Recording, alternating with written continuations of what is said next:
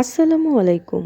ইলিশের এই সিজনে আজকে আপনাদের দেখাবো জোড়া ইলিশের ভাজি। আমি এখানে 350 গ্রামের 2টি ইলিশ মাছ নিয়েছি। ইন টোটাল 700 গ্রাম।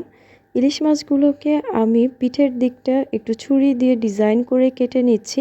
আপনারা চাইলে আপনাদের পছন্দ মতো ডিজাইন দিতে পারেন। আমি একটু জিগজ্যাগ ডিজাইন দিচ্ছি যাতে করে মশলাগুলো এর মধ্যে সহজেই ঢুকে যেতে পারে। ইলিশ কিন্তু আমার কাছে খুবই সুস্বাদু লাগে, আর ইলিশের ভাজি হলে তো কোনো কথাই নেই। বৃষ্টির দিনে ইলিশ ভাজি আর খিচুড়ি হলে তো পুরো জমেই যায়। যাই হোক, আমি এখানে 2টি ইলিশ মাছকে এরকম সেম শেপেই কেটে নিলাম। এটিকে ভালোভাবে ধুয়ে পরিষ্কার করে আমি এবার মশলা দিয়ে মাখিয়ে নেব।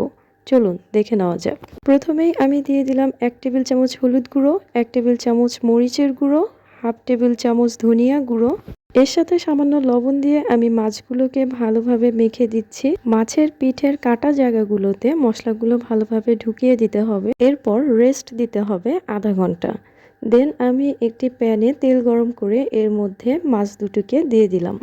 আপনাদের জন্য ছোট্ট একটি টিপস, সেটি হলো ইলিশ মাছ ভাজতে কিন্তু খুব বেশি তেলের প্রয়োজন হয় না, কেননা এর ভেতর থেকেই অনেকটা তেল বের হয়ে আসে। মিডিয়ামে রেখে আমি মাছটিকে ভালোভাবে ভেজে নিচ্ছি। এক পিঠ ভাজা হয়ে গেলে আমি উল্টে দিচ্ছি অপর পিঠটা ভালোভাবে ভাজা হওয়ার জন্য। ব্যাস, সম্পূর্ণ ভাজা হয়ে গিয়েছে। আমি এবার একটি সার্ভিং বলে এটিকে বেড়ে দেখাচ্ছি। দেখুন কতটা চমৎকার হয়েছে। আমি গার্নিশ করার জন্য এর উপর দিয়ে দিচ্ছি কিছু পেঁয়াজ বেরেস্তা। গরম গরম এই আস্ত ইলিশ ভাজা এবার আপনার খিচুড়ি বা পোলাওর সাথে কিন্তু খুবই জমে যাবে। ধন্যবাদ সবাইকে। আল্লাহ হাফেজ।